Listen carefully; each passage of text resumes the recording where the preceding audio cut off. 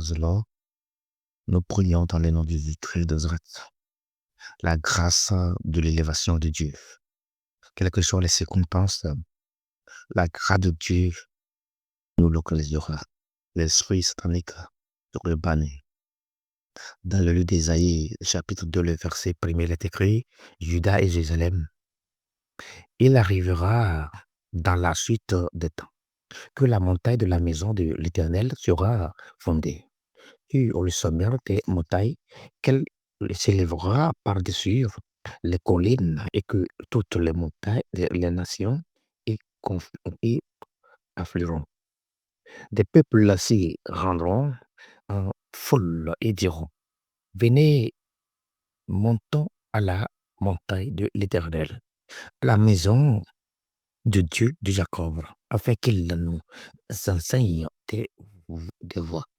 Alors, et que nous marchions dans ces sentiers, car le Seigneur sortira la loi et de Jérusalem la parole de l'Éternel, et sera le juge des nations, l'arbitre d'un grand nombre de peuples.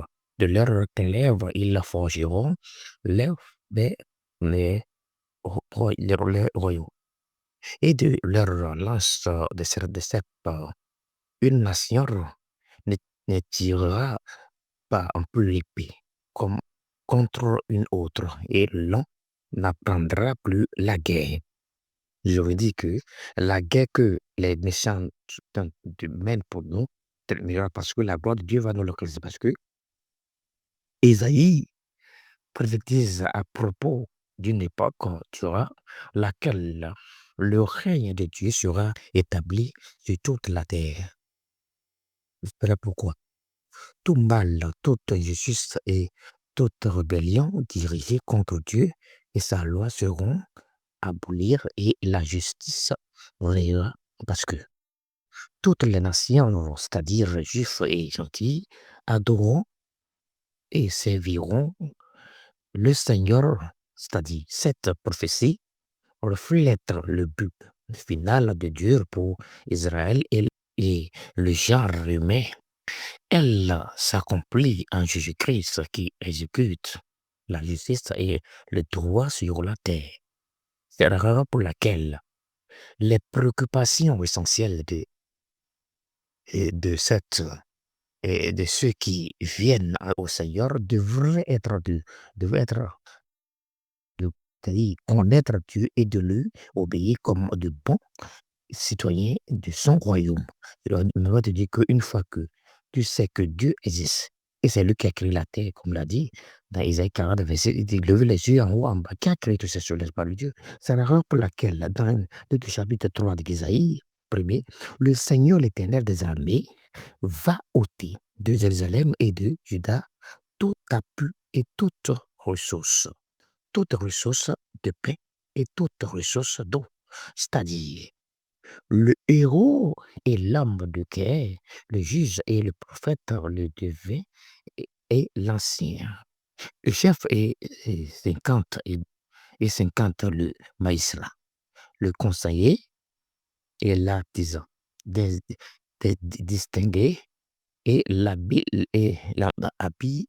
un chanteur. C'est la raison pour laquelle la conséquence des péchés du peuple est que le jugement de Dieu va toucher tous les niveaux de la société et que toutes les classes sociales vont en souffrir.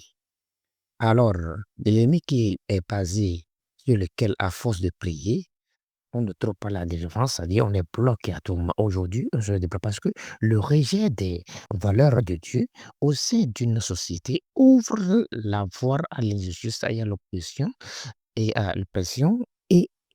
à la cruauté, et à la cruauté, c'est-à-dire à la violence, à la rébellion des jeunes envers les parents, et à l'abandon de toute contrainte morale. Verset Matthieu 24, verset 12.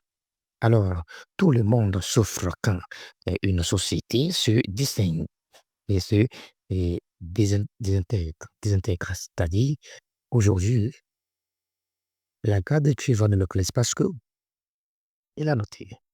Et c'est c'est l'une des applications de Moïse qu'à l'époque, et il poussera comme un rameau de la racine de David, c'est-à-dire le 15, de la Romains 15, le verset 12. C'est pourquoi se réfère à une époque à la fois du jugement qui de salut durant laquelle Christ viendra régner sur son reste fidèle à Jérusalem et prendra soin de lui avec beaucoup d'affection et d'amour. C'est pourquoi ceux qui auront survécu au jugement à venir seront saints, c'est-à-dire qu'ils auront la, le caractère de Dieu qui est le Saint d'Israël. En d'autres termes, ils seront séparés du monde pécheur, purifiés de toute souillure par le sang de Christ et régénérés par le Saint-Esprit. Et la gloire de Dieu pl- planera sur eux. Alors, le chant de la vigne montre que Dieu en tout, en tout fait pour que Juda soit une nation juste et fondée et féconde. Mais je m'avais te dire qu'aujourd'hui, ceux que nous ont rendus civils, c'est-à-dire nos accouchements, c'est-à-dire la pauvreté, l'échec de ma sens, ça serait au dépassé la gloire de Dieu va nous manifester, pas se manifester. Ce n'est qu'en raison de son incapacité à devenir ce que Dieu espérait qu'il devienne, que Dieu a détruit sa vie. Avec la parabole, la parabole des vignerons racontée par Jésus dans Matthieu 21, 13, 33, d'un point de vue historique, la parole d'Isaïe renvoie à la destruction de Jérusalem et du royaume de Juda c'est-à-dire, en Jésus-Christ de Nazareth, bien avant Jésus-Christ de Nazareth. Parce que, pourquoi? Et si, d'une part, la société exerce le péché en considérant la dépravation comme une force virile, c'est-à-dire en interprétant ou en traitant, c'est-à-dire en traitant au moins l'immoralité et la perversion comme des vertus et des libertés recommandables. Mmh. C'est-à-dire d'autre part, la société s'oppose à la justice à en l'appelant mal. Voici 2 exemples courants où l'on voit cette tendance se manifester. Alors aujourd'hui, Dieu va rendre justice. Tel que la parole déclare dans le psaume 109 et de verset 6 que des ennemis d'Israël déclarent coupables, c'est juste soit peu nombreux. Alors, il est